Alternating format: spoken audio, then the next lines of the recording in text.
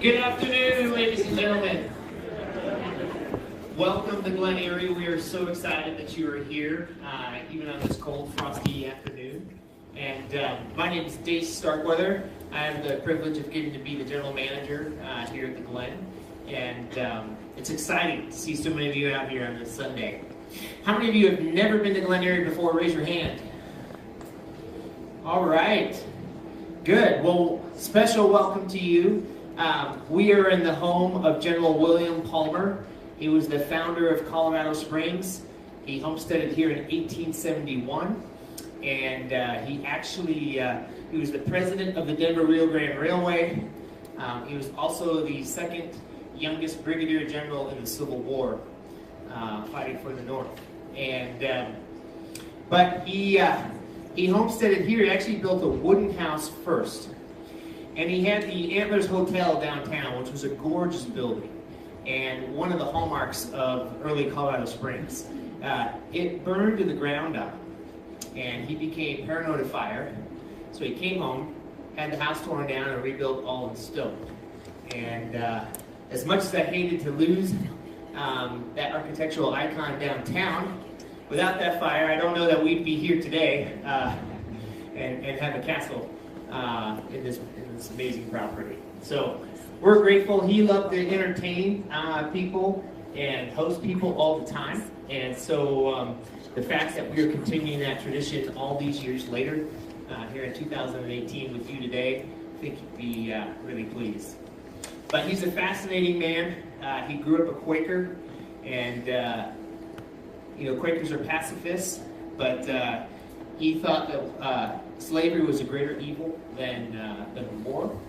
So he fought in the war, actually got excommunicated by the Quaker Church, got reinstated later, but just a fascinating history with General William Palmer. And the Navigators, which is a nonprofit Christian organization, purchased this in 1953.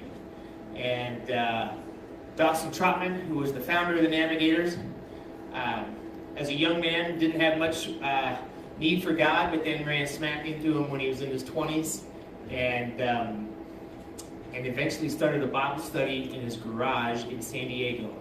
Had 6 or 7 men in his Bible study. They were Navy men. It's where the word navigator came from. Now there's over 6,000 people on staff with the Navigators in 106 countries around the world.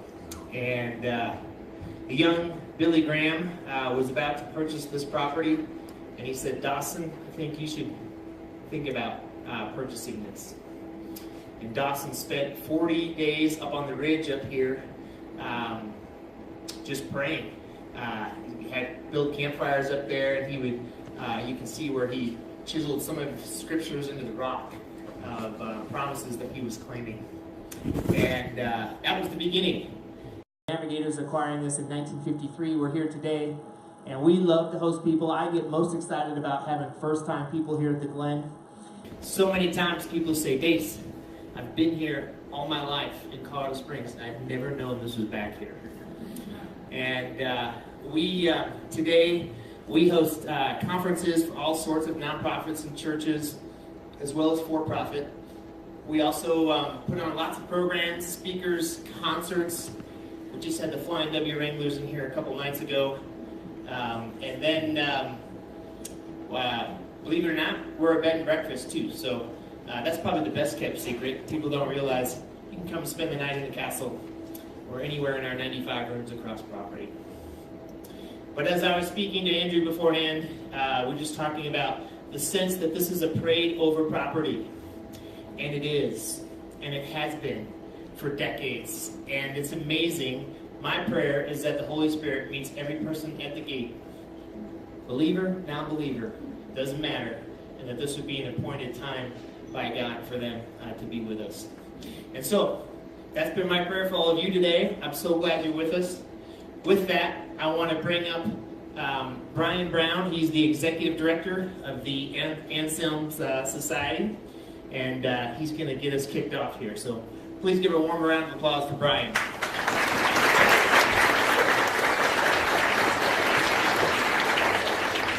Hello.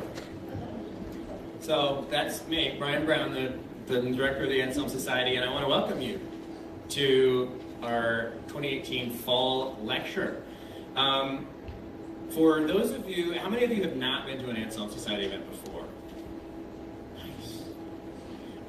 We were started in 2013 by an intergenerational group of people who thought that a renaissance of the Christian imagination was both possible and badly needed.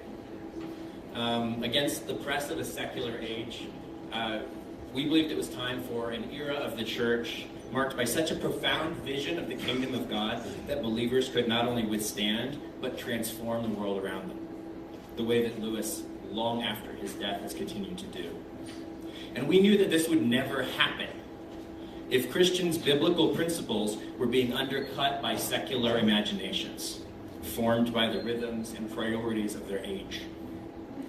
We believe for a renaissance of the Christian imagination to occur, the church needs to relearn how to disciple and work alongside artists. Artists need to relearn how to be a part of the church, integrating excellence of both craft and faith. And the laity needs to burn with a desire, as our founding advisor Christopher Mitchell put it, to see the kingdom with the same enchanted eyes with which we see Narnia and Middle-earth. If you're here, we've added you to our email list already. You're welcome. But I also encourage you to subscribe to our podcasts on your favorite podcast apps, and consider joining the society as a patron member. Our patron memberships are monthly or annual gifts that start at $25 a month. The first 5 of you who join as patrons with our volunteers out there today get an autographed copy of Diana Gleyer's book, Bandersnatch, which is, I think I'm safe in saying, the best book ever written on how the Inklings impacted each other's work and how they were artists in community whose relationships we can emulate. Looking ahead, after today, if you go home after this and you're thinking, that's great, what's next? On October 26th at my house, we're going to be hosting a small Drinking in Words event, where we will be drinking either famous drinks from our favorite books or the favorite drinks of great authors. And while we're at it, we will also be reading some entertaining selections from their work, either as dramatic monologues or even acting out scenes together, and possibly singing a song or two, because we can't resist. And on December 7th, we're going to be having our annual Christmas pub night. Old school caroling with fantastic instruments, people singing in harmony because they know how, and the rest of us just bumbling along as best we can. And even original Advent and Christmas themed art by local artists for some, in December 7th, it's pretty early in the game, Christmas shopping.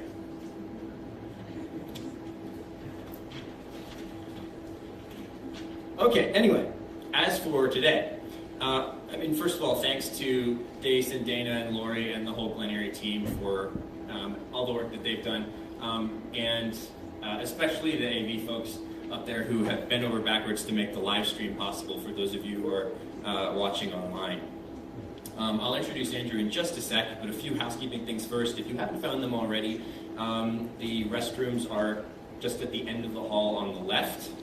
After this talk, after the Q&A, we'll be having a reception in the hall outside. Please stay, enjoy the coffee and conversation till about 6 or so when we need to get out of their way so they can clean up the mess we've made. And in case you didn't know, there's a bookstore here down at the Carriage House, and they've actually stocked some extra C.S. Lewis books. So if you look at the books outside, you can buy Andrew's book, well, one of Andrew's works. You can buy some, I think I saw some C.S. Lewis first editions, and a few other fun Lewis-themed works out there. If there's a Lewis book that you're just dying to have and it's not there, you should check out the Glen Eyrie bookstore. And before we let Andrew do what he does best, enchant and entertain and educate you all, I want to welcome you to enjoy what for some of you may be a little bit of a surprise on the agenda, some music that we think will set the stage really well for today's lecture. It's by two English composers who lived in the same era as C.S. Lewis, and both pieces are on the theme of love. And I will let the musicians tell you more. Please join me in welcoming them and thanking them for sharing their gift to us.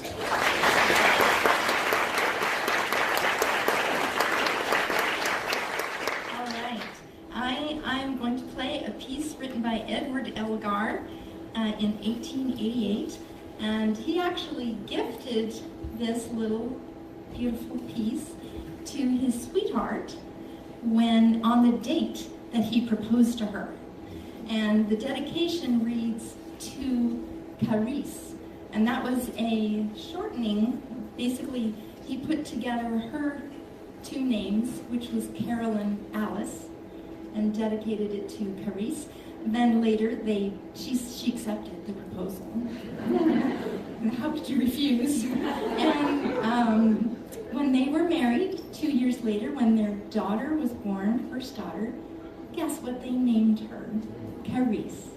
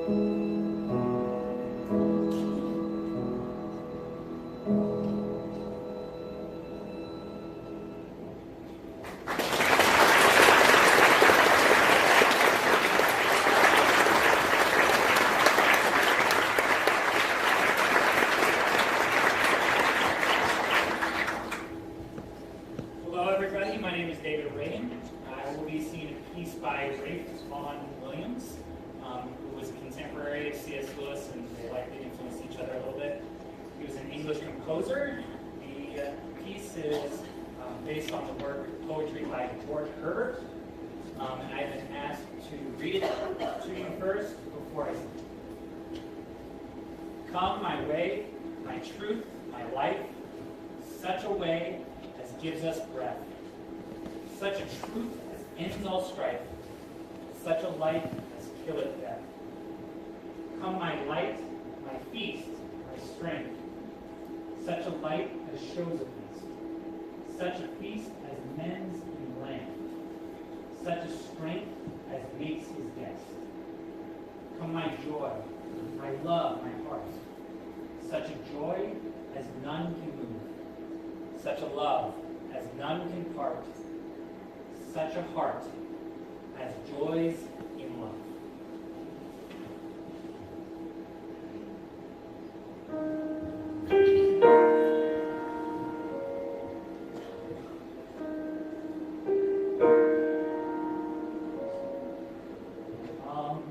My way, my truth, my life, such a way as gives us breath, such a truth as ends all strife, such a life as killeth death. My light, my feast,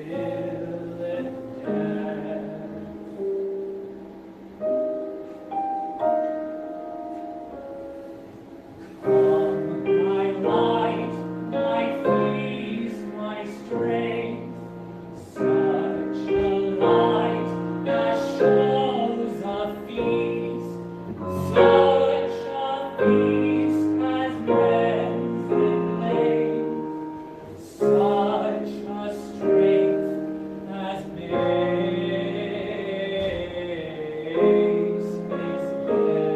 light that shows a feast, such a feast as mends in pain, such a strength as makes his best.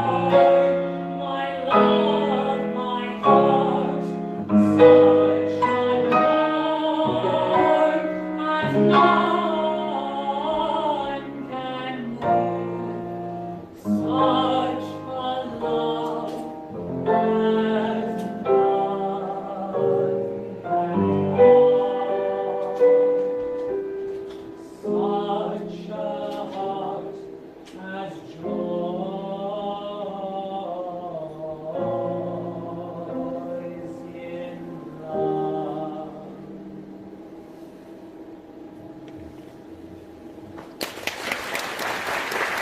my heart, such a joy as none can move, such a love as none can hold. Such a heart as joys in love.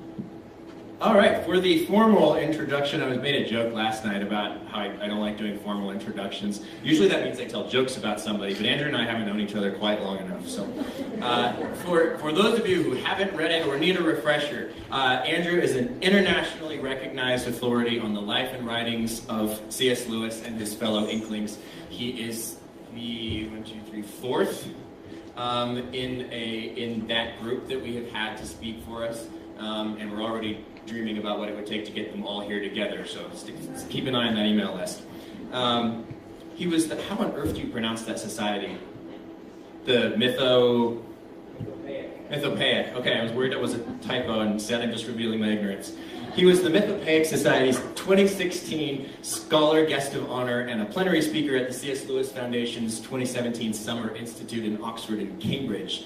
He currently teaches English and a course on C.S. Lewis at Houston Christian High School, and it is our joy to have him on this journey with us. Please welcome Andrew Lazo.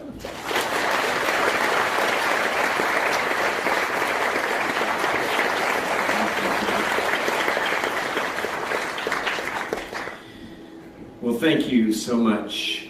Was it Christine Noland? Charlene Noland was our piano player. I don't know if we gave it up for her.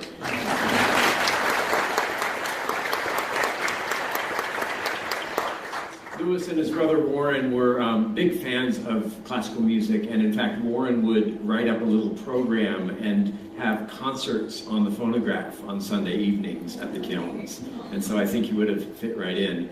I want to say hello to everybody who's watching us on the live stream. I know that many of you, some of you have been praying without ceasing for me and for this event. And so we're grateful that you would join us here. So what a joy to be here. It's going to be a week for me. On Saturday morning, I'll be giving 4 talks on the life and work of C.S. Lewis at the Smithsonian Institution in Washington, D.C. I thought it was appropriate because I think we need a breath of fresh air in that beleaguered city, don't we? So it'll be a very different room, and I welcome your prayers to speak truth and to make clear the love of God and Christ in that opportunity, in that place next week. I think I'd rather come back to the castle, but I'll dutifully go where I'm sent. Thank you so much for foregoing your Sunday nap. I know God gives sleep to those he loves, and I appreciate so much that you would come here this evening. I hope to keep you awake. Last night we had a little gathering at the winery, and I spoke a little bit. I think I'm always better after a couple of glasses of wine, but perhaps you'll struggle through. I want to talk to you tonight about Till We Have Faces. But I don't want this to be another C.S. Lewis talk in a series of C.S. Lewis talks, and I don't want this to just be another introduction to another book. I cannot overestimate the importance of Till We Have Faces in the life, work, and thinking of C.S. Lewis. Were I mad enough to try to develop the unified field theory of Lewis, I would say that his message, the overarching underlying message of everything Lewis does, is the love of God. And I think that his means in communicating that message is to make things clear. So I will endeavor to do what he does to the gospel and to everything that he reads and writes about. And I will endeavor this night to make Till We Have Faces clear for you. Hey, how many of you have read Till We Have Faces? My people. How many of you had the same reaction that I did after reading it the first time? I call it the Till We Have Faces whiplash. You get done reading it and you're like, what was that? Any of you a little confused? Yeah. Compelled, yes. Deeply magnetized, but not quite sure what was going on, although something significant is clearly going on there, yes? You're on the right track. This is what I wrote in the front cover of my, one of my, I've got 14 different editions of Till We Have Faces. I'm obsessed. I wrote this a few years ago. After many readings, I find that I can hardly overestimate the glittering brilliance in these pages. Read with great care and profound insight, this book will reward you with deadly beauties that can undo your heart to the very saving of your soul. This is not just a book study or an author study. This is everything. And if you don't believe me, you can have your money back. No, wait. If you don't believe me, let's fight about it afterwards. You cannot overestimate the power and the centrality of Till We Have Faces in the life and the work and the thought of C.S. Lewis. Its enduring attraction, I think, continues to testify to that. In the dozen years that I've spent really digging as deeply as I can in the book, I keep finding people, even today in a little reception right beforehand, it's my favorite book. I have no idea why. It grabs me and I'm not sure what's going on, but I know that I don't have words, somebody told me just this afternoon. There's rampant confusion about the book, and I think it's on purpose. But let me make this clear. I believe that Till We Have Faces is the Rosetta Stone of all of Lewis's work, however deeply it may be misunderstood, especially after an initial reading. I am old now, and have not much to fear from the anger of gods. I have no husband, no son, nor hardly even a friend through whom they can hurt me. Right? And being for all these reasons free from fear, I will say what no one who has happiness can say. I will accuse the gods, especially the god of the mountain. Not exactly what you expect after you put down the Lion, the Witch, and the Wardrobe and they come tumbling out, having discovered the lamppost again.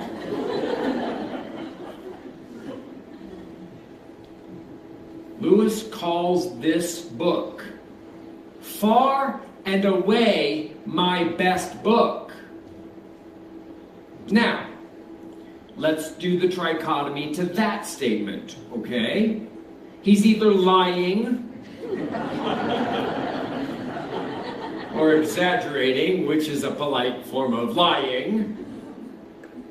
He's wrong, or it's true.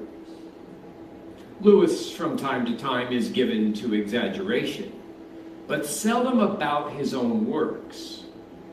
Walter Hooper has written about what happened after Lewis retired from Cambridge. Lewis sent Walter to Cambridge from Oxford to clean out his rooms and to grab all of his books, and he left details, directions about what to do with this book and that book and the other book. And he said, all of my books, consign them to your own use or to the WPB, the waste paper basket. Far and away my best book from a man who doesn't exaggerate about his own work. He was simply either right or he was wrong. I think that you know where I land on that one. He was right. He called it my one great failure, an absolute flop. It was his failure with the critics. They didn't seem to get it. He called it the best book I've written, but my one great failure with the critics and with the public. I think you would be pleased to see you here. I think you would be pleased by all of you out there who are, some of you gathered together because you couldn't make it into this room. I wish we could turn the camera around and let you see the snow. Oh my gosh, Mr. Tumnus would be glad to be here and add the book to his library. The reason why it was his great failure, the reason for the whiplash, the reason for the confusion is something that Father Michael Ward, spoke about here. The kappa element, right? That kind of atmosphere that a book has. This kind of country that you enter into when you read a book. It's got this kind of secret inner meaning that is carefully hidden. That, in fact, was one of the ways that I was able to get to this book and to unpack it. I was deeply inspired by the Reverend Dr. Michael Ward and continue to be. I figure if there was a deep and secret hidden meaning to the Chronicles of Narnia, that they correspond with the 7 medieval planets, according to Michael Ward, and I absolutely agree.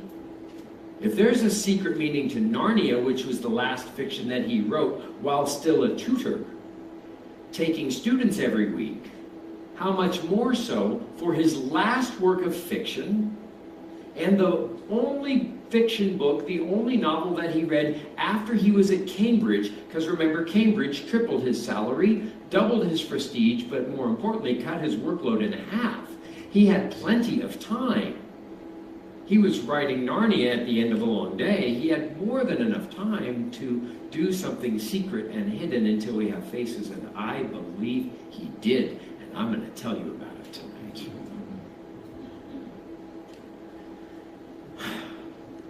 I think one of the secrets, I'm going to give you the 4 kind of major pillars that I have discovered for unwrapping, unveiling, discovering the deep secrets.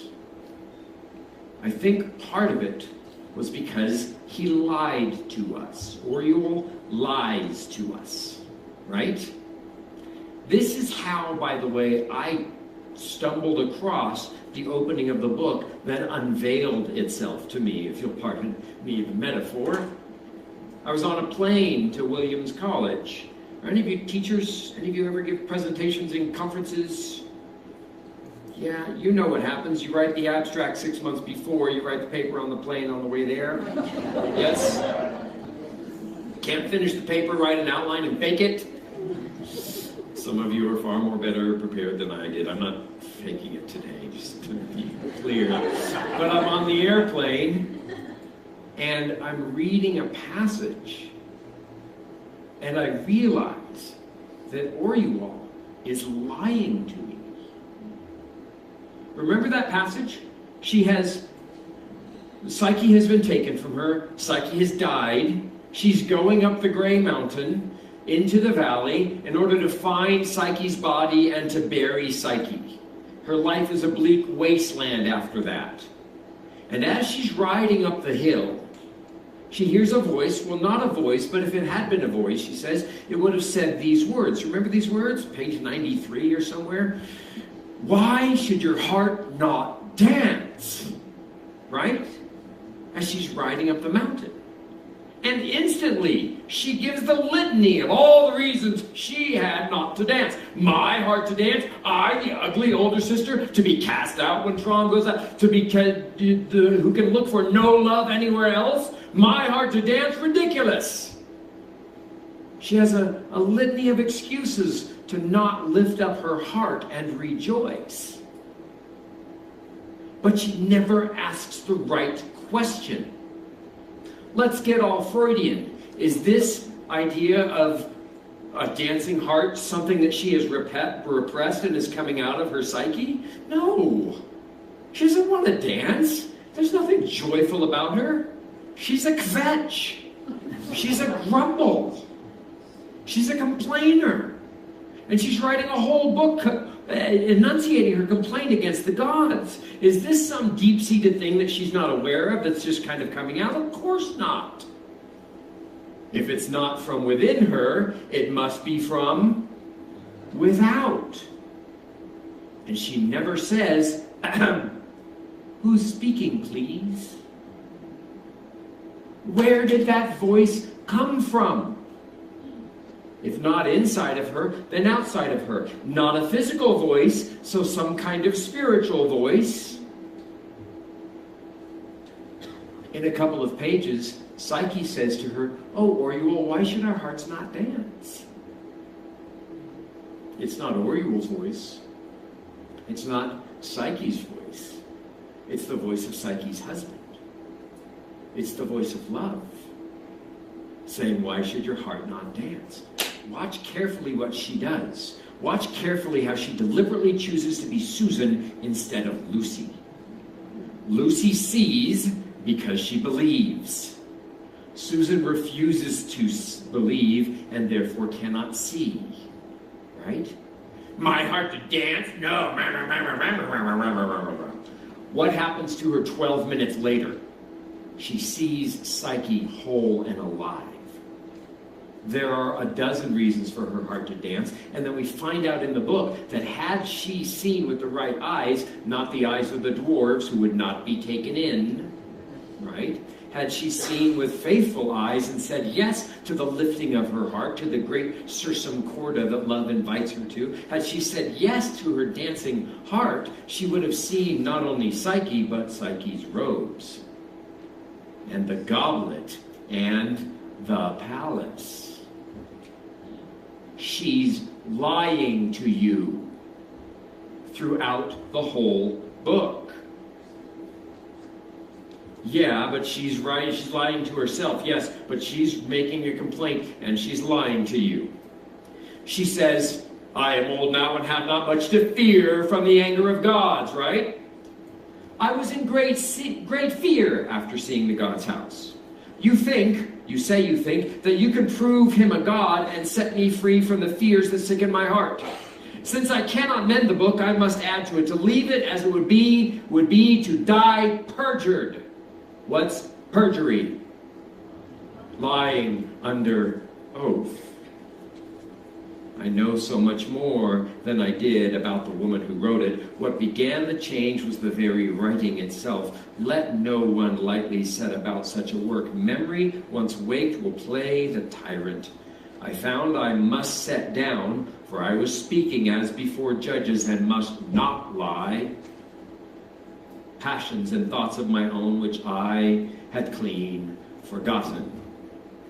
Let me suggest that in order to get any good and valid spiritual wisdom from Orual, especially in Book 1, which is perjury by her own admission, the only way we can make Orual make sense is by flipping what she does and says right side up. Does that sound familiar, our Father below? The enemy? Has Lewis ever done this before? Orual is Screwtape. She's lying to you about the things of God, especially the God of love. So as you reread it, try not to reread it if you're driving on the way home, right? Let somebody have a designated driver so you can dive into the book. Look for her lying to you. She's lying to you. She's lying to you and lying to you. But, as you know, when you try to commit a lie, the truth still spills out. So one of the things that I've discovered is you should look for those beautiful little parenthetical statements. Because there are parentheses on almost every page. And in those parentheticals, she's telling you the truth, usually about factual information. This is not momentous, monumental truths, but she can't help but tell the truth. But it's almost always couched in the parentheticals. See if I'm not right. Not right now. This idea of flipping is very familiar to Lewis because, of course, he's a medievalist, right? They deal in riddles. That riddle game, right, between Smeagol and Bilbo, that's straight out of medieval literature, right? And Lewis and Tolkien were great medievalists. And one of the great things that you do in medieval literature is you flip things upside down so that people can delight in flipping them right side up. That's the whole point of allegory, right? Half of the fun of an allegory is the fun of just reading the story, but half of it is finding it as a kind of Ramona Clef, finding out what the secret is, and then opening it back up, right? Pilgrim's Regress, yes? Pilgrim stands for a pilgrim.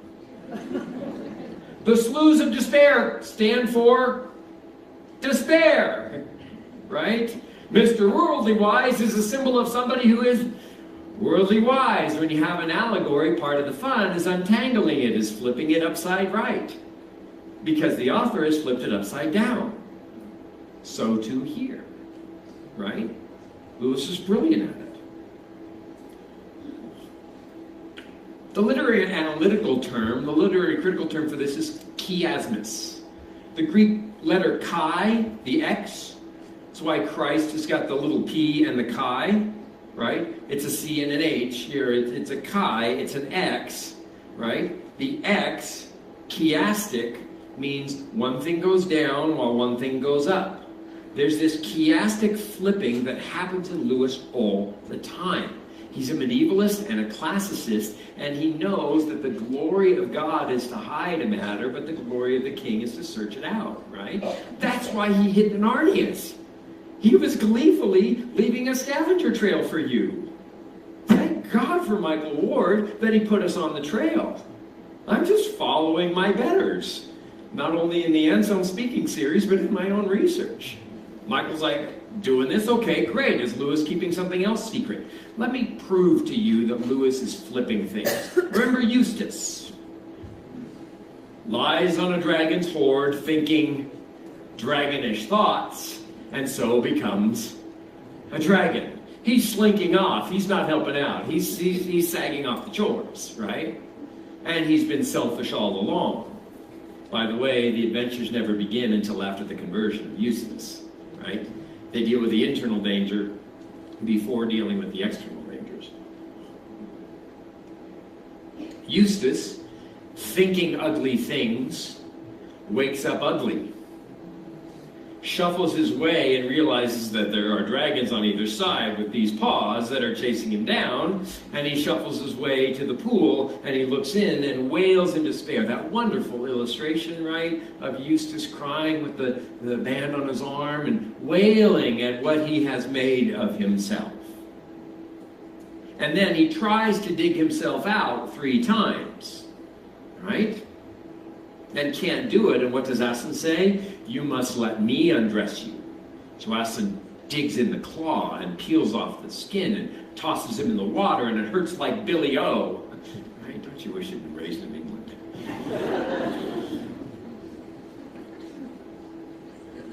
A student of mine once pointed out to me that that's a flipping of the Narcissus myth.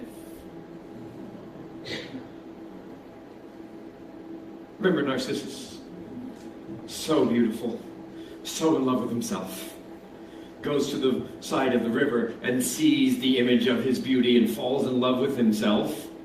So much so that he starves himself. He can't tear himself away. I deal with teenagers who have Snapchat and Instagram. Strikes a little close to home. Narcissus sees how beautiful he is, falls in love with himself, and so dies. Eustace sees in the water how ugly he is, falls into a healthy hatred of himself, and so lives.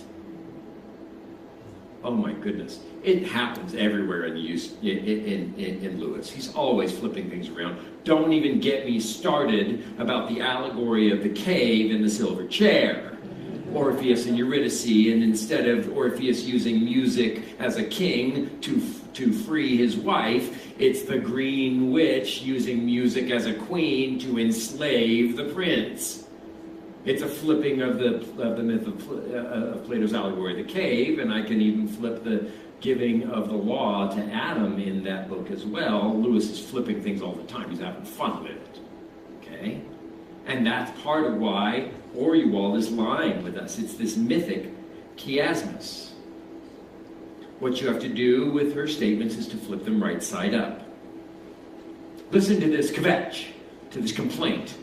If they had an honest intention to guide us, why is their guidance not plain? Psyche could speak plain when she was 3. Why do you tell me the gods have not yet come so far? They've come far further than saying things plain. And in fact, if you've ever dealt with children, do they really want to do the thing that you plainly tell them? No, but make it a scavenger hunt or a riddle or a game and they're on it. Yes? The gods have come much further. Why do the gods not make it plain? I'll argue, A, they did, but Oruwald did not have eyes to see, just like the dwarves. But B, what good would it have done to us if they had? Right? You got the golden rule in any culture. How'd you do today on following that? Yeah, I know, me too. She's lying to us. So one of the things that you do is you flip the lies right side up. Okay? That'll help you make some sense anytime Oruwald says anything about the gods, especially in Book 1. The other thing I discovered as I began digging deeply into this is that this book is the 4 loves. Some of you have suspected that for a while, haven't you? You've known that it's about love, but you hadn't known, perhaps, how explicitly it is the 4 loves. I am old now and have not much to fear from the anger of gods. Help me with the 4 loves, please, as you hear them. I have no husband, Eros, nor child, Storge, nor hardly a friend, Philia, through which they can hurt me, the very opposite of Agape. It's the 4 loves.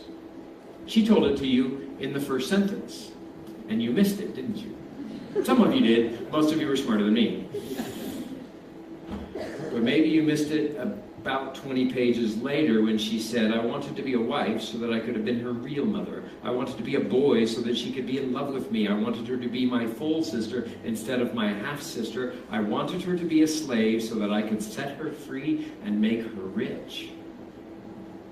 Eros, Storge, Philia, and Agape right there in case we missed it. And then in all of book 2, one by one, the 4 loves come to her. Oh, well, I love the fox.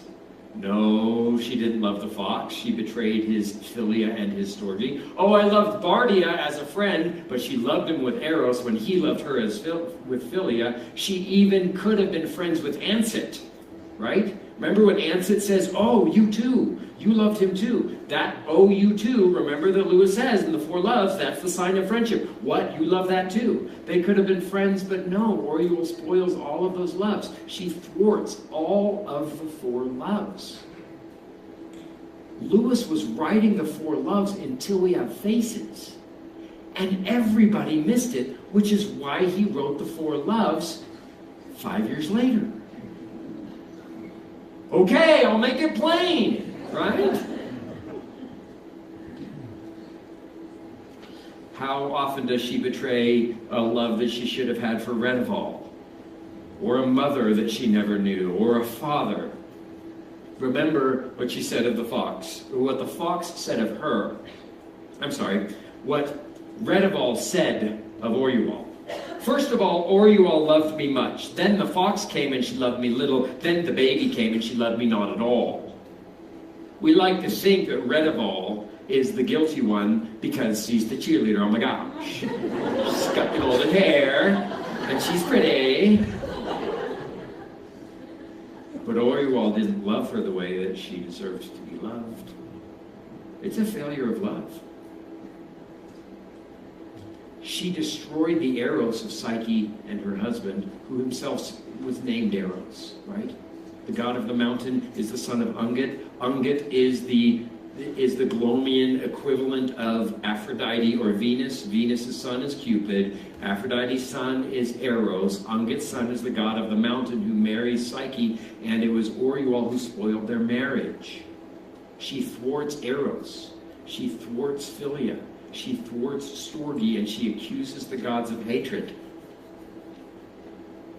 But it was she who hated the gods who loved her, and she hated them with a grasping selfishness, which we learn in the Great Divorce is the very opposite of love. In the end, there are only 2 things. There's either me, or there's something outside of me, or someone. It's either me or God. It's either yes to God and no to me, or it's no to God and yes to me. Love, Lewis says, is where we go out of ourselves to meet someone else. And if ever there was anybody who wouldn't go out of herself, it was Oriole. This book is the 4 loves and Screwtape. You got enough to go for about a year now, but I'm just getting started.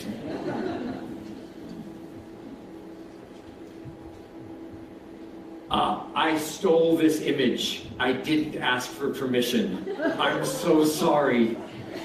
Copyright Lancia E. Smith. I meant to ask you over breakfast. Can I use this tonight? Cheers.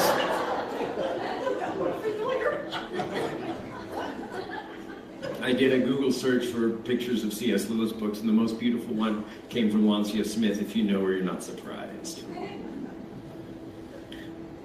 There is an essential unity to Lewis's books. I've lost them now. They're just like book shopping. They're like, where can I get a first edition like that?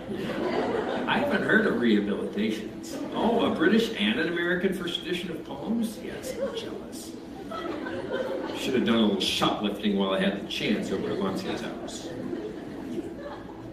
Owen Barfield, Lewis's best friend, famously says this: somehow, what Lewis thought about everything was secretly present in what he said about anything. What Lewis thought about everything was secretly present in what he said about anything. If you've ever had the delightful fun of trying to read a little bit of Lewis chronologically, read an essay from 1942, and then read the letters around the writing of it, and then read the books that are happening there. Oh, by the way, he's writing about the devil in Mere Christianity 42. He's writing Preface to Paradise Lost about the devil in 42. And he's writing the Screwtape Letters in 42. What Lewis thought about anything was secretly present in everything. What he thought about everything was secretly present in anything that he wrote. Let me suggest to you a nice parlor game for the next Anselm meeting. Everything Lewis ever wrote is in this book. Everything. Every book he ever wrote is here, including the books he wrote after he wrote this book. I have to catch a flight to Washington, D.C. on Thursday night. I hope that leaves us enough time. You were planning on working this week, right?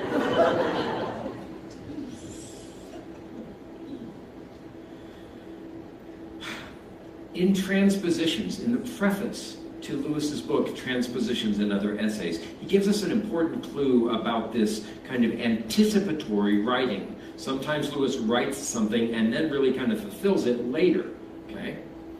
So this is a collection of essays that have come out. Lewis says that these addresses seem to repeat, though they really anticipated, sentences of mine which had already appeared in print. Right? These things seem to repeat, but they were actually written before.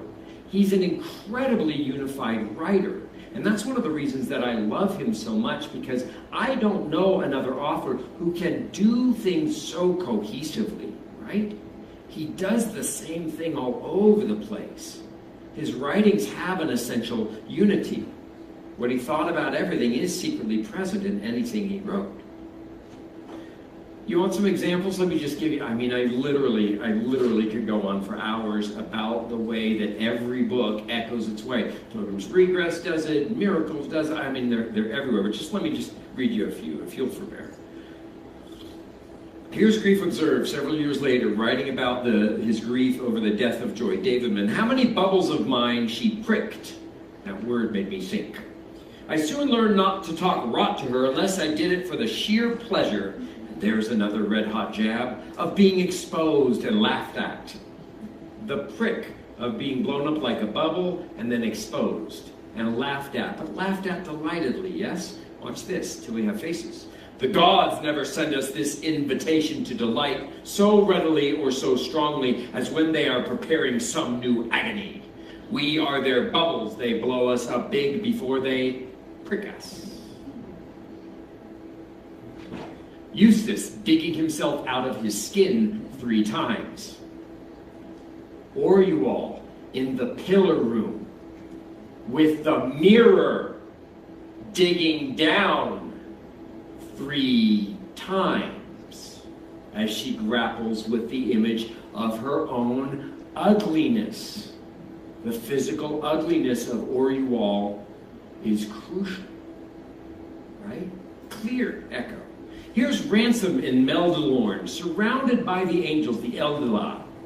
He perceived gradually that the place was full of the Eldilah.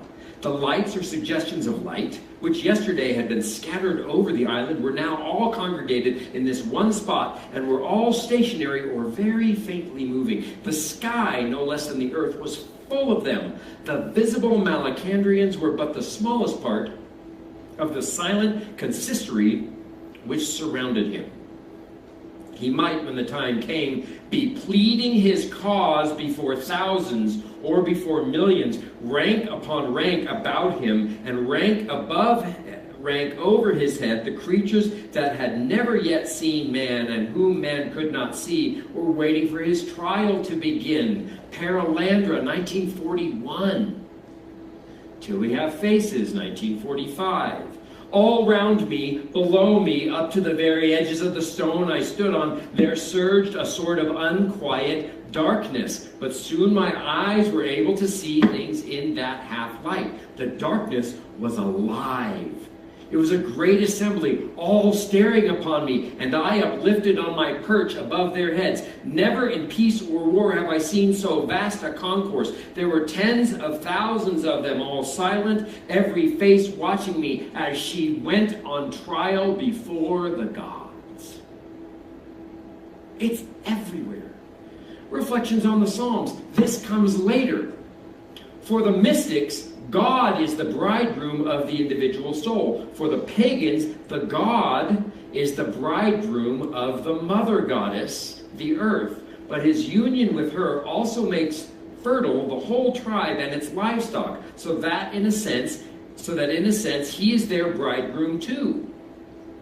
Remember when the priest and Orual are in the temple, and then the god is born again, but somehow mystically married to Ungit? He's her son, but he's her consort or her husband. It's Gaia and Oranos all over again. And Psyche is married to the bridegroom. Orual is Psyche too, according to the text.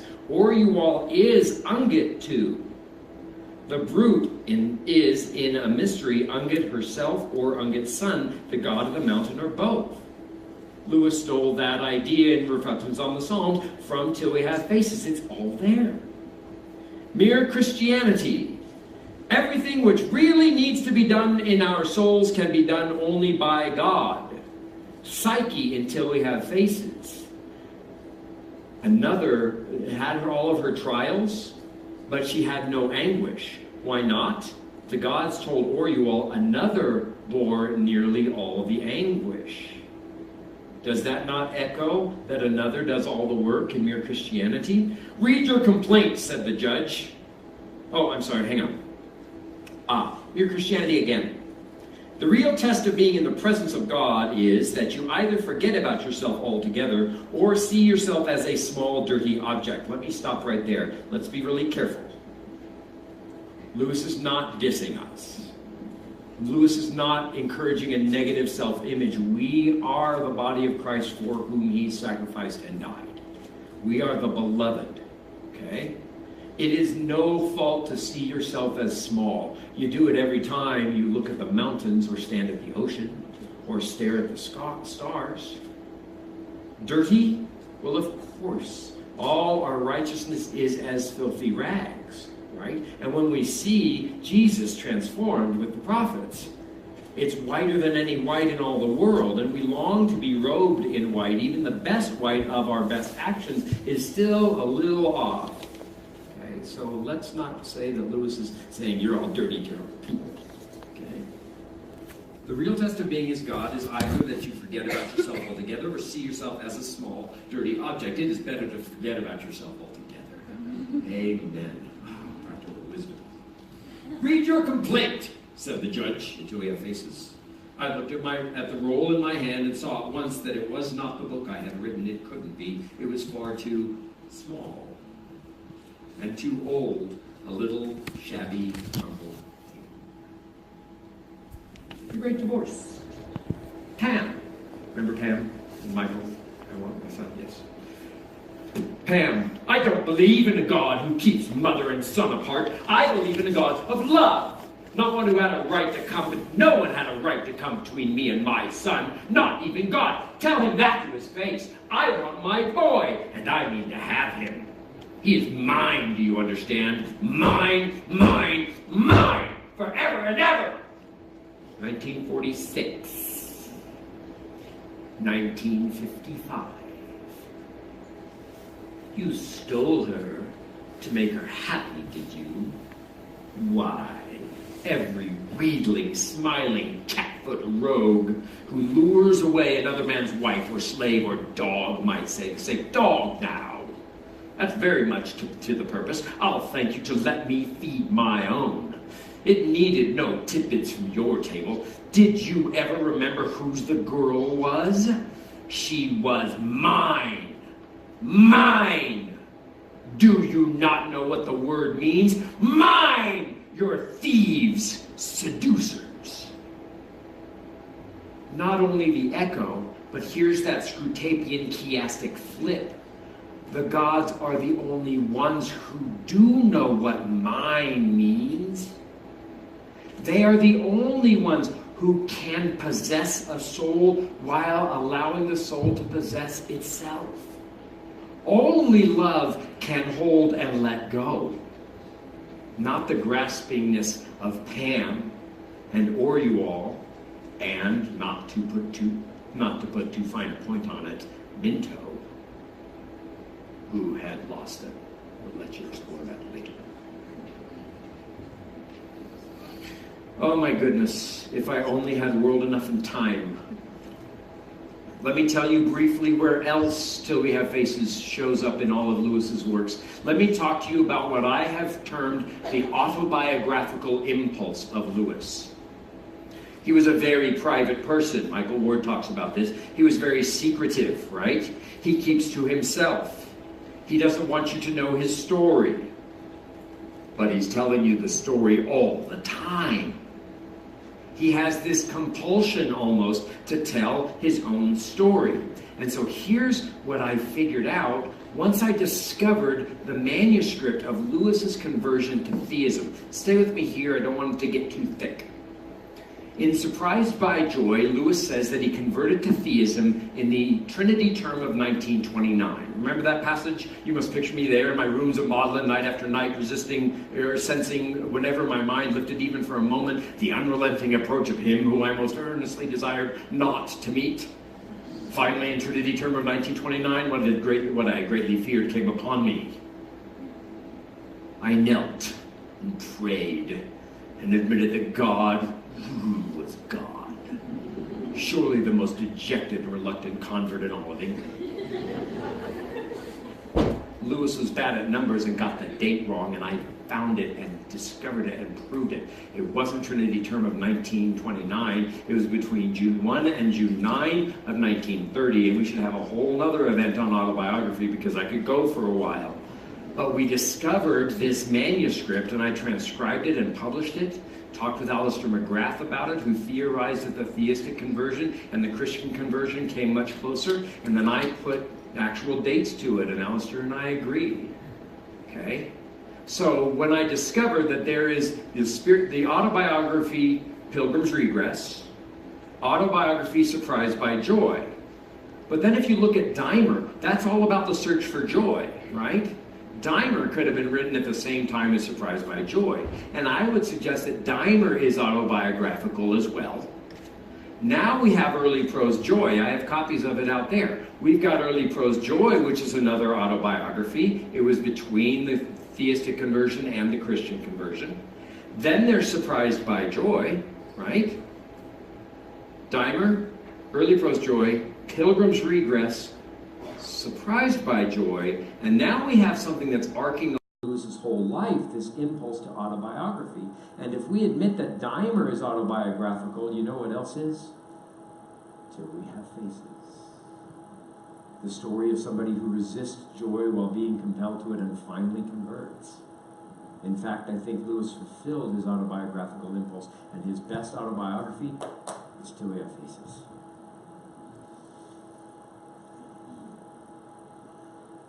So, she's Screwtape. It's The Four Loves.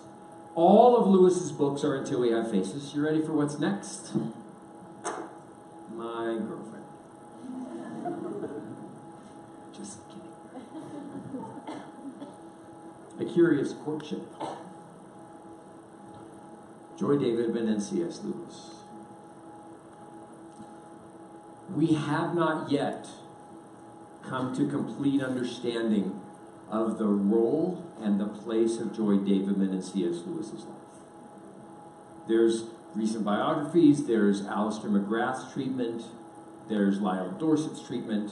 Patty Callahan Henry has just released Becoming Mrs. Lewis, her novelization of how that happened, but we don't really have a handle on it. Most of the scholars accord Joy Davidman very little role in the writing of Till We Have Faces. Diana Glyer, who has been here with you, writes a wonderful article about that. In November of 2013, at the 50th anniversary of Lewis's death, during the weekend that they placed a memorial stone at Westminster Abbey, we had a little reception at the Kilns, and I got a chance to speak with Doug about my work on Till We Have Faces. And I said, I think that Joy had a whole lot, I think your mother had a whole lot more to do with it. And he said there was a double author to that book. That Lewis wanted to put her name on it, but she refused. Another Anselm fellow who has been before you posits that the last book written in the Narnia Chronicles, The Magician's Nephew, was finished after the last battle, right? Okay? Magician's Nephew, who's the goddess over Magician's Nephew? Venus. What's the next fiction Lewis writes? Till we have faces about Unget, who is Venus. Yes? And Spud inspired me. Dr. Ward inspired me. Diana Glyer, one of the only scholars to give Joy Davidman her due. And so I began digging into Diana Glyer's work. How many of you know that fabulous book Bandersnatch? Or its scholarly parent, The Company They Keep. Listen, I give you a money-back guarantee. Take my card, buy the book. You don't like it, you don't deserve to have it. I'll buy it back from you. This is what she says about what the Inklings did for Lewis, but the Inklings stopped meeting in the late 40s, and Lewis has no writing group until he finds his writing partner, the double author to Till We Have Faces, Joy Davidman. This is what collaborators do, according to Glyer. This is what the Inklings did for each other. They resonate, they praise, they encourage, they pressure. I'm going fast so that you won't write it down and then you'll just go buy her book. They model, they oppose, and they edit. Once the Inklings stopped, Lewis needed those Bandersnatches in his life, and he found one in Joy Davidman. She did all 7 things. Lewis became the Inklings. Or Joy became the Inklings for Lewis. Here's what Joy herself says. Jack has started a new fantasy for grown-ups. This is in a letter to her ex-husband, Bill Gresham. His methods of work amaze me. One night he was lamenting that he couldn't get a good idea for a book. We kicked a few ideas around till one came to life. Then we had another whiskey each and bounced it back and forth between us. Yes. By the way, I know what kind of whiskey that was. I emailed Walter Hoover and he told me it's VAT 59 or VAT 69. It's not all that good, but yeah. Then we had another whiskey each and bounced it back and forth between us. The next day, without further planning, he wrote the first chapter. I read it and made some criticisms. Feels quite like old times. This is a role of editor that she had played for Bill. He did it over and went on with the next, what I'd have to have his energy. Though I can't write 1/10 as well as Jack, I can tell him how to write more like himself. He is now about 3/4 of the way through his new book. This is a later letter. What I'd give for that energy, she again says. And he says he finds my advice indispensable. Well, it's a very suitable gift for a woman.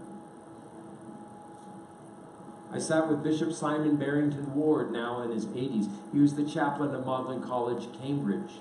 He sat next to Jack at table every day, and I said, Bishop Simon, I think that Lewis fell in love with Joy Davidman in 1955, even though he didn't really admit it to himself until 1957. And he said, that makes perfect sense to me. He brightened up whenever she was in the room. Stephen Beebe, Professor Emeritus of Communication at Texas State San Marcos. Stephen and I spent a glorious couple of days with some nice scotch and his fantastic library, tracing through every biography and diary to find out when Lewis seems to have fallen in love with Joy Davidman. Chad and Eva Walsh say the same thing, friends of Lewis, and by the summer of 55, they said, marriage is in the air. Warney, around the same time, said everybody could see what was going to happen. C.S. Lewis and Joy Davidman fell in love in 1955, in the spring. While they were writing Till We Have Faces. This book about love is how they fell in love. Now, I've read the sonnets, don't worry. Joy kind of had a running start in falling in love with Lewis, yes, okay. But Lewis begins to brighten up and treasure her and reach for her extraordinarily in 1955. By the way, if you haven't read those amazing sonnets, she wrote 45 love sonnets to C.S. Lewis. We discovered them just a couple of years ago. Don King published them, and you can read them. They're fantastic. Full of despair of ever winning him, full of courage of trying again. It's marvelous poetry. I'll read you some in a little bit. Those poems, hoping that Lewis would fall in love with her, stop at the end of 1954. One of the ways to unlock Till We Have Faces is to see it as the site of a curious courtship, the beginning of the literary love life of Joy Davidman and C.S. Lewis. You cannot overestimate her importance to this book. I got a chance at Oxbridge to sit with the psychologist Larry Crabb, and I said, Larry, could Lewis have compartmentalized love so much in his life that he would love her but not admit it to himself until she was about to die? And he said, of course he could. Men compartmentalize more than women, and Lewis had every reason, with his very up and down father, every reason to be suspicious of the dangers of emotion. Right?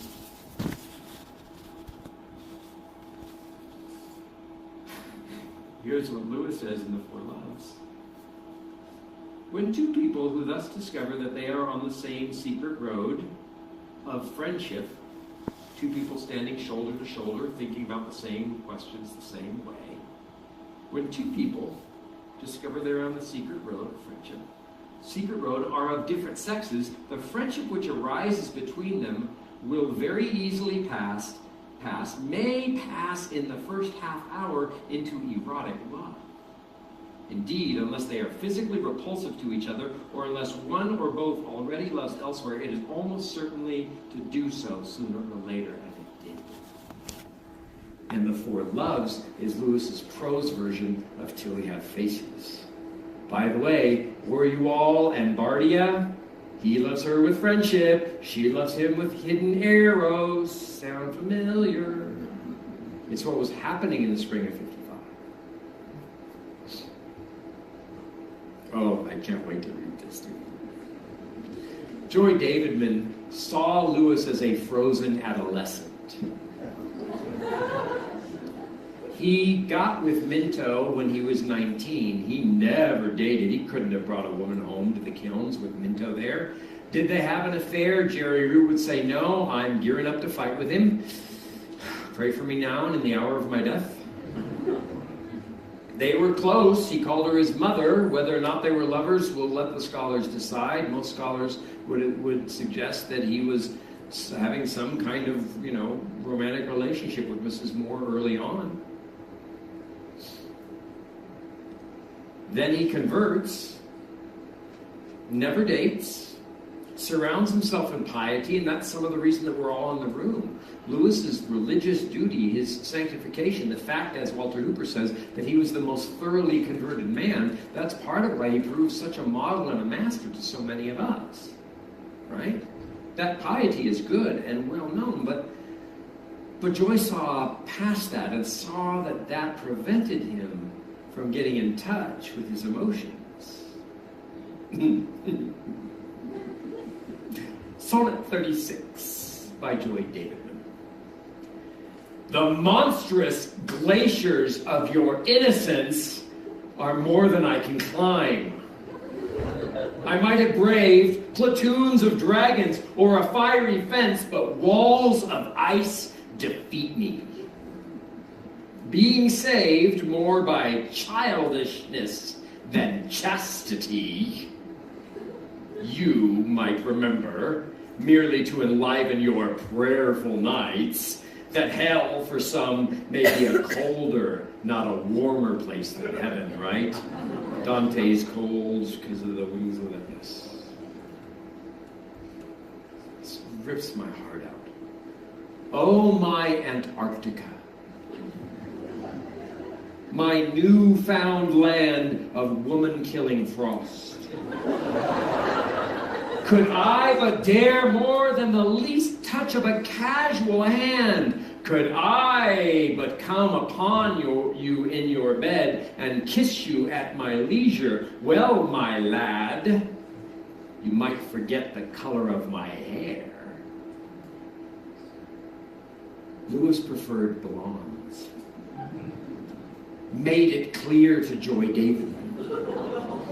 She wrote a sonnet called Gentlemen Prefer.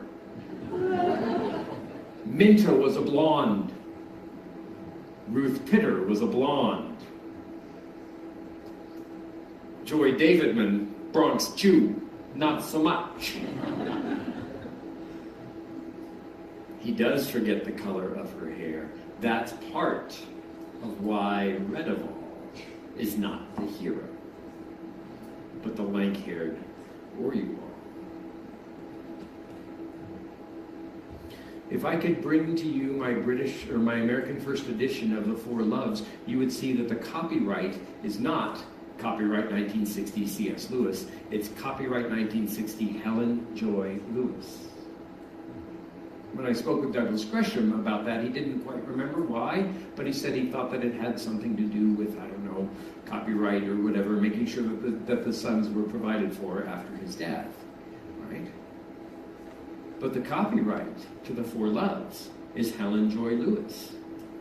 And I will argue that metaphorically, Helen Joy Lewis was the author of The Four Loves in Jack.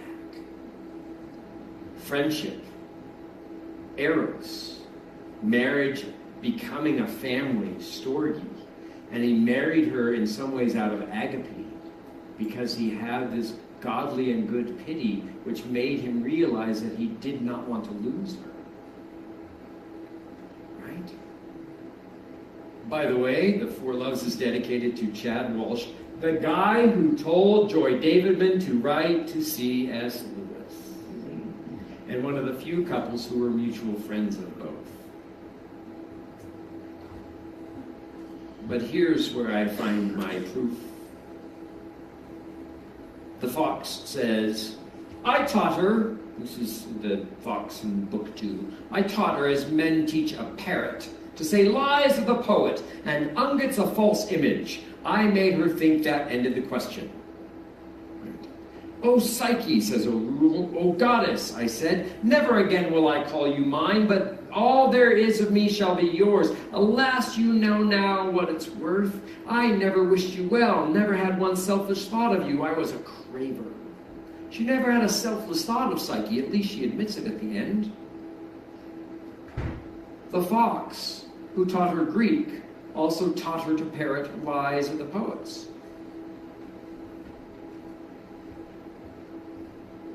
As she's dying, Lewis writes this poem, As the Ruin Falls. All this is flashy rhetoric about loving you. I never had a selfless thought since I was born. I am mercenary and self-seeking through and through. I want God, you, all friends merely to serve my turn. Peace, reassurance, pleasure are the goals I seek. I cannot crawl 1 inch outside my proper skin. I talk of love, a scholar's parrot may talk Greek. But self-imprisoned always end where I begin.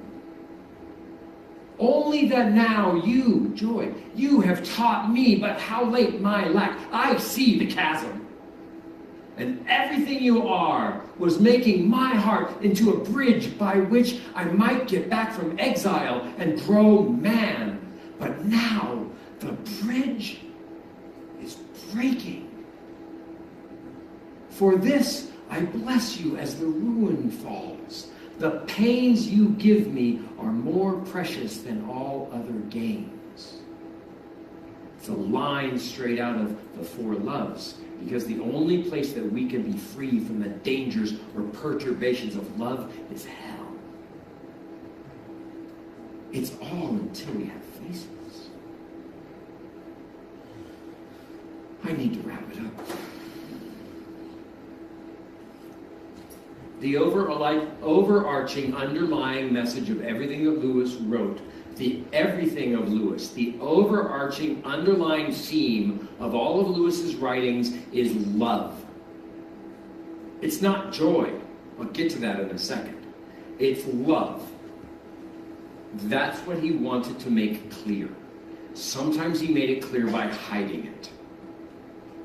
The overarching, underlying message of everything in Lewis is love. And that's your fourth key. This book is about the love of God. Let me prove it.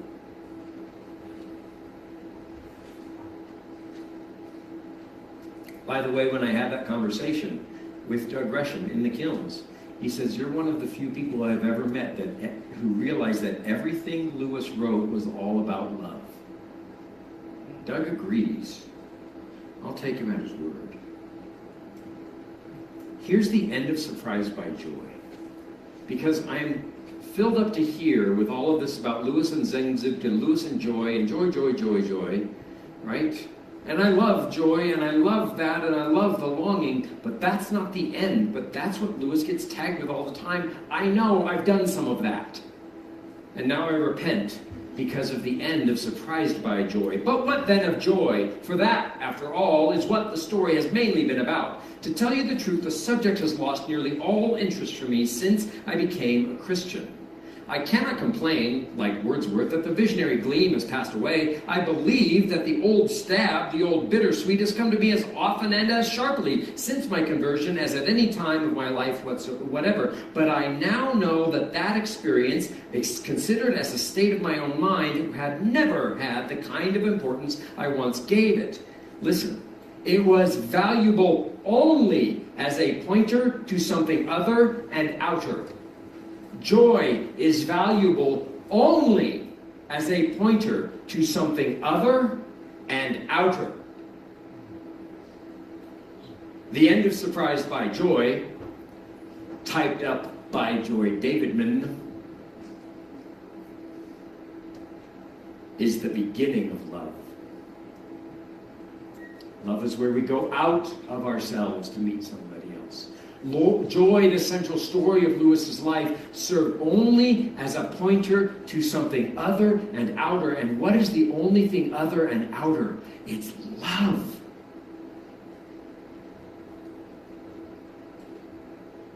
Listen quickly. 6 times Lewis uses the phrase, no answer, including at the very end of book 1. I say, therefore, that there is no creature, toad, scorpion, or serpent, so noxious to man as the gods. Let them answer my charge, if they can. It may well be that instead of answering, they'll strike me mad or leprous, turn me into a beast, bird, or tree. But will not all the world then know, and the gods will know it knows, that this is because they have no answer? That's how book 1 ends. You ever felt that way, or am I the only one?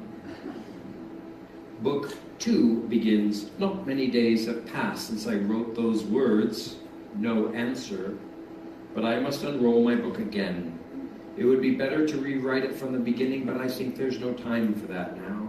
And then at the end of book 2, I ended my first book with the words, no answer. I know now, Lord, why you utter no answer. You are yourself the answer. Before your face, questions die away. What other answer would suffice? Only words, to be led out to battle against other words. Long did I hate you. Long did I fear you. I might what? The book doesn't say. There's an M dash.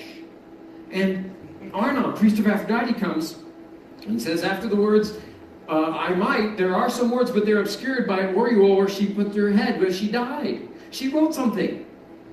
And her head obscures it. Might what? Long did I hate you. Long did I fear you. I might. Shh. If he calls our attention to the last words of book 1, I think that we are really well advised to pay attention to the first 2 words of book 1.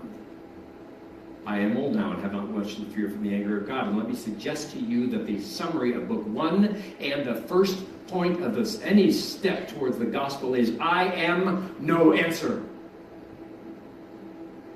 I am no answer. This is a clearer gospel tract than anything Billy Graham has written. Remember the animals at the end of the last battle? They all looked straight in his face. I don't think they had any choice about that. And when some looked, the expression of their faces changed terribly. It was fear and hatred. Except that, on the faces of talking beasts, the fear and hatred lasted only for a fraction of a second. You could see that they suddenly ceased to be talking beasts. They were just ordinary animals, and all the creatures who looked at Aslan in that way swerved to their right, his left, and disappeared into the huge black shadow, which, as you have heard, streamed away to the left of the doorway. The children never saw them again. I don't know what became of them, but the others looked in the face of Aslan and loved him, though some of them were very frightened at the same time, and all these came in at the door on Aslan's right. Fear and hatred in the animals, love in the animals. Long did I hate you. Long did I fear you. I might love you. I think I know it were you all right, even though Lewis didn't jot it down.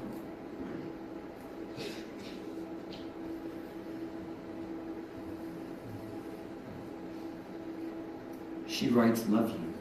She bows her head. She's writing in ink. She now has a face.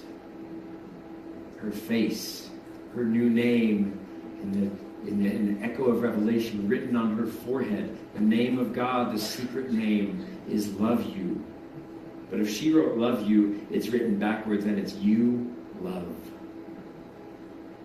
Till we have faces is about how the God of love, the God of the mountain, who himself is the son of the God of love, marries Psyche, and that word means the human soul.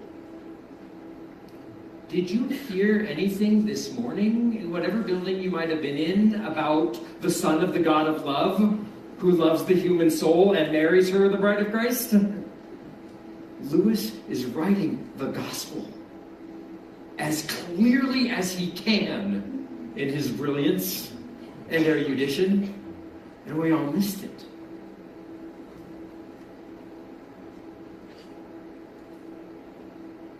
Why?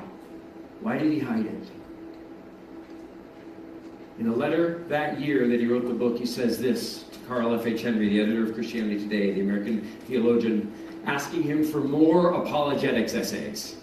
My thought and talents, such as they are, now flow in different, though I think not less Christian channels, and I do not think I am at all likely to write more directly theological pieces. The last work of that sort which I attempted had to be abandoned. If I am now good for anything, it is for catching the reader unawares through fiction and symbol.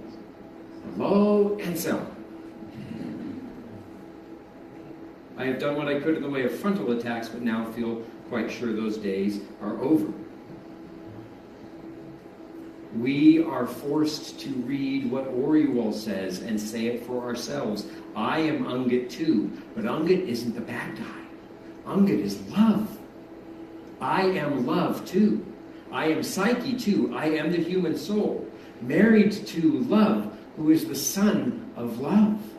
It's the great story.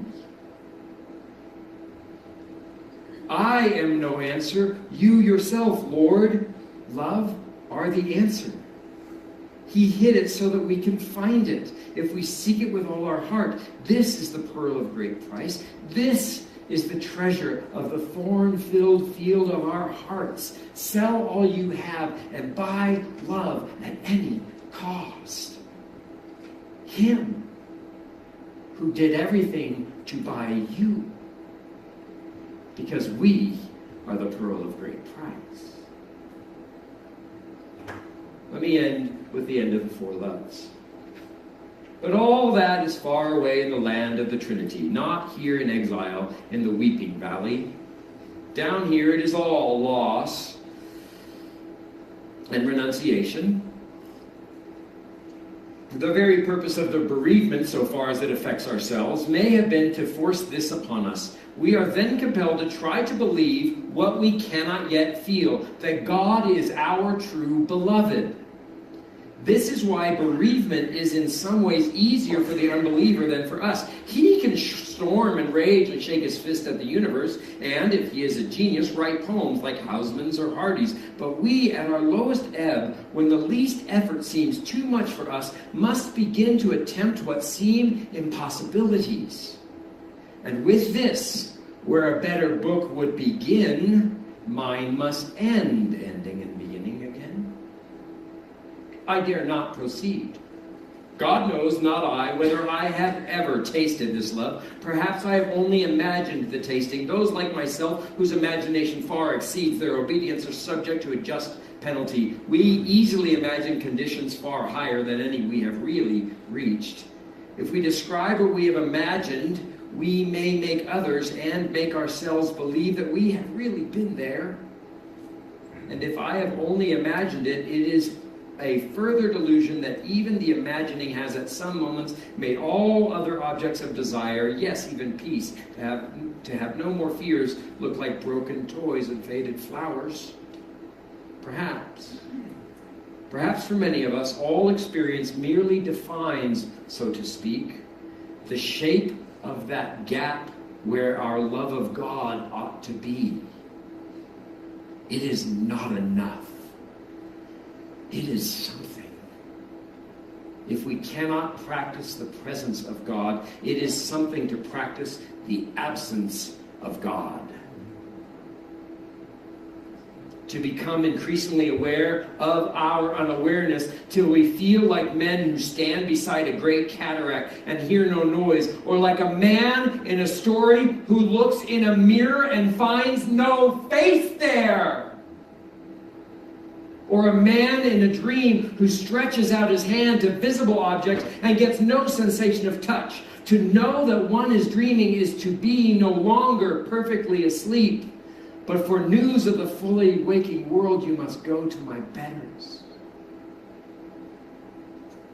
Long I know now, Lord, why you utter no answer. You are yourself the answer. Before your face, questions die away. What other answer would suffice? Only words led to be led out to battle against other words. Long did I hate you. Long did I fear you. I might love you. The first and greatest commandment. The rock and root of all of our souls and of this mortal life. The purpose of everything that God has done in His beautiful creation and in the works of imagination and in the mind of a man like C.S. Lewis. I think he strives to force us to do what God strives to force us to do, to look clearly into the face of love and to say yes. Amen.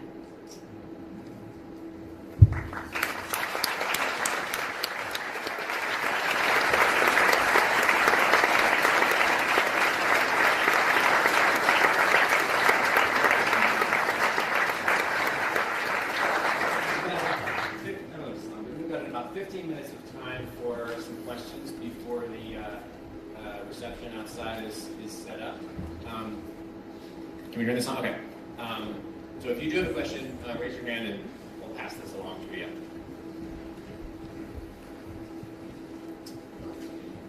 You said earlier that Orwell's ugliness is very important, and then you didn't really come back to that. Left that hanging yes. there, didn't I? Would you Yes. please resolve Yes, that? yes. Yeah, do we have another hour? By the way, these talks and my work on this are chapters in a book that I'm writing Until We Have Faces. I've been saying that I've been writing it for years. I've got chapters outlined and I also have grammar to grade. So pray. Her physical ugliness is deeply important because she says, who can feel ugly when the heart meets delight? She feels lissome and smooth. But I think it's really important that Lewis makes her ugly. He exults in it. He says, I think that I've done what no other English author has done. I have spoken for the length of a book through the mouth of an ugly woman. But who can feel ugly when the heart meets delight? And I think, in fact, I hadn't thought about it until your question, so I thank you, and it's going in the book, and you'll forgive me for not footnoting you. Charles Williams, they say, was a monkey-like, ugly man, but angelic, right? And a lovely man, even though he was physically not attractive. And so I think that Lewis is doing this and offering Orual this veil or this kind of excuse to feel badly about herself when she's surrounded by love, right? And she veils herself because she cannot look at herself. When Traum, in the big dream vision, forces her, grabs her by the neck and holds her up to his famous mirror and says, "Who are you, girl?" She says, wailing, "I am Ungit." Right? I'm love. She wails because her caricature of what love is ugliness. But she doesn't understand her own beauty, which comes from our belovedness. Right? In an unwritten book on iconography, it's an inscription that Lewis wrote in the pages of Joy Davidman's copy of The Great Divorce. He says, there are two images which I must constantly forsake. My image of God, or three images. My image of God, my image of my neighbors, and my image of myself. I must exchange my image of myself for how God truly sees me. What, after all, is the real spiritual ramification of physical ugliness if you know that God delights in you? Right? You can let go of that. And she couldn't let go of anything. And when she finally looked at herself in the mirror, she said, "I am love," wailing as if it were a condemnation. But moments later, the lights come on and she realizes that she is love. She is Psyche too. She is the beloved of God. Right? That's the kind of veil that she puts on herself. Even though her voice had a great beauty. Yeah, others. Yes.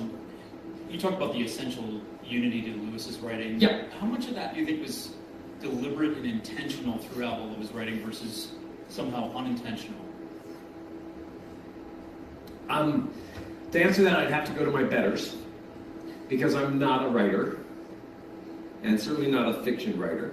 But I also do know that the goodness that we put into ourselves creatively kind of comes out at opportune moments. Is Lewis sitting in front of a list of all of his books and saying, "I better get a little Pilgrim's Regress in here"? No. Okay? But this unity of him is, I think, purposive and kind of constitutional in him. I think it kind of flows out of him. And the thing that I don't think we have gotten our arms around is the depth and the breadth of what's going on with Lewis. I've spoken to a couple of you today, and I recommend you reading the Oxford History of English Literature in the 16th century, excluding drama, and not to put yourself to sleep. The breadth and depth of his mind was stunning. And so he makes a comparison with Horace and with Kipling and with Browning and then with Eliot, and then compares it to Scott's poet, and then refers to the situation of his day. The grasp of the mind is stunning. I tell you really quickly, I had a chance last summer in 2017. Walter Hooper put me in touch with a man who's now who's a professor at Magdalen College, which really didn't like Lewis, right? Magdalen Oxford really didn't honor him, and they haven't been proud of him. They're happy to sell stuff about him in the bookstore, but Simon Horobin is now working on Lewis's annotations to literary writings. And he invited me to come to Magdalen, and I'm sitting there in the senior common room. Right? And I'm telling him about Lewis's prodigious memory, right? There's a couple of great stories where you can pull a book off the shelf and read a line, and Lewis can quote you the rest of the page, right? He remembered everything he ever read. He remembered everything he ever read. And he read everything. So I tell him these stories about, picking a book off the shelves and the student reading a line and Lewis quoting the whole page, or, somebody giving him a line from Lydgate's Medea, and Lewis quotes the rest of the act, right? And he said, "Oh, well, that makes sense." And he takes me to this day book, They've been keeping it in Malvern College for years. And it's still, they're entries from the 40s, and they're still using it today. And they record bets and little anecdotes and things like that. And I got a picture of it on my phone. It's in Lewis's hand. He says, Stevens bet Lewis that the word eros does not appear in the Odyssey. And in eros, he used it in the Greek letters. In parentheses, a bottle of port. Underneath it, May 4th, 1946. Paid by Stevens. The man knew the Odyssey well enough to know that the word eros did not occur once. That's 24 books. That's 24 chapters. How much was that essential unity intentional? I think it's just part of his breathing. That's just how he is. And that's just part of his incredible genius. Jim Como talks about this in his book, The Geniuses of C.S. Lewis. So, yeah, I don't think he's got a checklist, but I think that it comes in and out of him. And if you read him chronologically, I mean, just pick an essay, find the date, look at the collected letters, read the letters, and then pick a book that he wrote right around the same time, and you'll hear all of these kind of echoing phrases. So, yeah.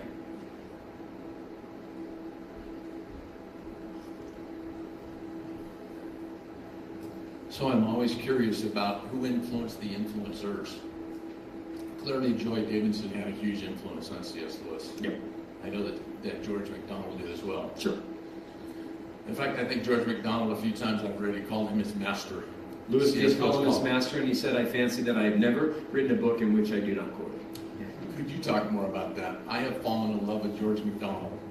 And anything you have to say about George MacDonald, and specifically if he's got his fingerprints on this book, anything you have to say about that, I'm all ears. Okay, I've just been spending years finding all about Lewis's books. Now do I have to go and find MacDonald in his books? Great, thanks a lot. How long you got? Yes, MacDonald was his master. He makes that statement about quoting MacDonald in all of his books in the 1940s. So I haven't given much thought about it. But here's this thing. If you've read Fantasties, and by the way, Walter Hooper just found the original copy from Leatherhead, right, from 1915. It was in a box in his home in North Carolina, and now it's in Walter Hooper's house. And I was there last summer, and I've got a picture of the book. My wife's like, you're such a family. I held the Fantasties. I'm like, Walter, look, it's snowing out there. What you find, and in fact, thank you for the question.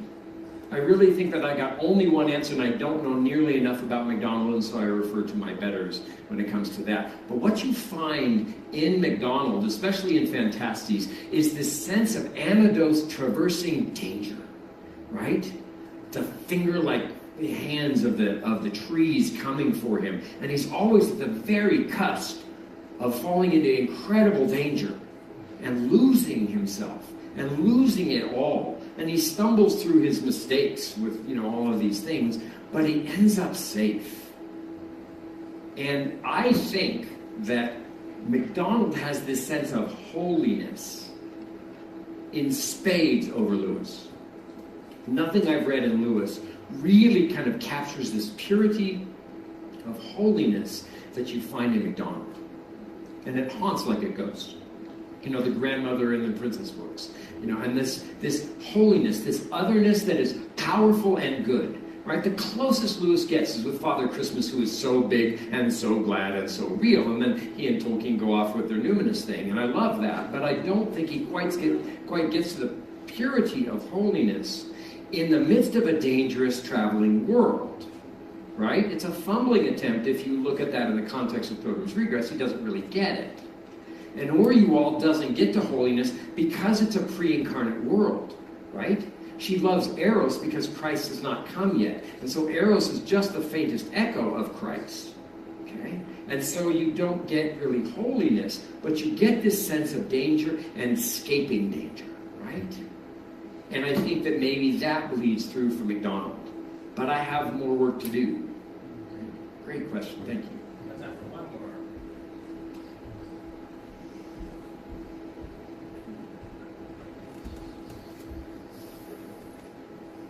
I'm curious if you have any comments on the name of the book, Till We Have Faces. I find that very puzzling. How can the gods meet us face to face till we have faces? She says in book 2. The typical gift that Lewis gives us is the things, especially the things of God, are not lower than we think, but higher. I recently engaged in a dangerous debate with my students, one of whom had just lost a dog. My C.S. Lewis students. And we tackled the question about whether or not dogs would be in heaven. Some of you will say, if dogs aren't in heaven, I don't want to go. And if you say that, don't worry, you won't. Now hear me clearly. Lewis said that a man with a dog closes a gap in the universe. If our pets are not in heaven, it is because the love that meets us there is so overwhelming that we would not remember or regret their presence. I can't picture that world, but I can't picture heaven very well either. So, till we have faces, let me circle that around. I think that they'll be there because God wants us to have all good things, but I think that his good for me is not the mundane good that I would think for myself. And so I'm just going to let him decide, and I know that I will be delighted. How can the gods meet us face to face till we have faces? Oriwald doesn't yet have a face. What does Eliot say? There will be time and there will be time to prepare a face for the faces that we meet, right? Oriwald doesn't have enough face to be able to look into the face of God, because when she looks into the face of God, what she sees is love. But there's nothing about her, especially the stuff she does to herself, that is prepared to receive love. When you reread Till We Have Faces, watch and see how, like in the 5 sonnets, the gods are booming against the window pane for hours, thinking that the way to meet the flowers. The gods are booming against her heart with this message of love. And the thing is, because she's lying, every time she accuses the gods took Psyche from her because she had made an idol out of Psyche. The gods made her ugly so that she could find redemption through that ugliness. The gods gave her a cruel father and an absent mother so she could find the fox in herself Behemoth. I mean, he's flipping that all around, but she just won't hear it. And she doesn't have a face yet. But I think that the printed face of the words you love you, is her new face, or as close as she can get to it in a world 300 years before the incarnation. And I think that if she had had her wish, and that story would have been taken to the Greek lands where they have much freedom to talk about the gods, maybe by the time that Paul got to Mars Hill, there would have been a statue not to the unknown God, but maybe to the unknown God of love. And Paul would have had an easier time with it. That's what I think. Thank you very much.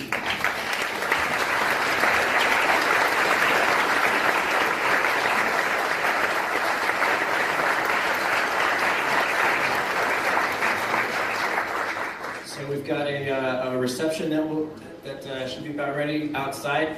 Couple quick things before I let you out.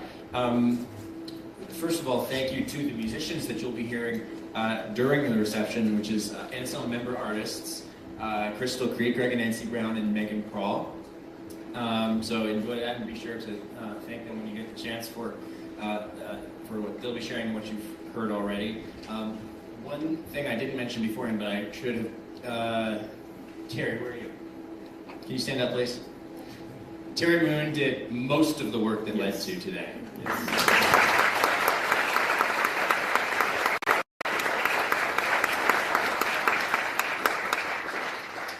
Terry's our amazing events director, and she and Steve just got back from walking the Canterbury Trail.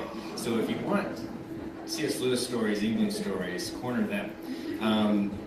Finally, I just want to say a quick prayer over your work and over your work.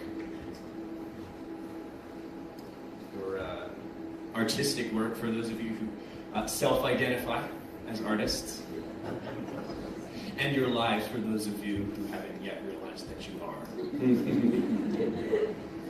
O God, whom saints and angels delight to worship in heaven, be ever present with your servants, who seek through art and music to perfect the praises offered by your people on earth, and grant to them even now glimpses of your beauty, and make them worthy at length to behold it unveiled. forevermore. Through Jesus Christ our Lord. Amen. Thanks for coming. Enjoy. Can I mention real quickly, I got a present today. In 2009, I put together with a friend a book of 55 people's stories of how Lewis had radically changed their lives. And it quickly went out of print. But through the auspices of my wife and a friend, we have put Mere Christians back into print. And the very first copies have been in Brian's house waiting to come to you. I hadn't even seen copies before today. And so Mere Christians, if you haven't availed yourself of it, is right out there and on sale for you. But mostly, I don't think I have ever had a crowd so large or so listening. And I've said it before, I thank God for the Anselm Society because I would have had to invent it if it hadn't already been here. This is the delight of my soul, and I thank you so much for the hours and the love and the listening that you have done. And I hope that you see a little more clearly the love of God in Christ, as Lewis strove to make it clear, and then you will go and do likewise. Thank you so much for being in this room today. God bless you.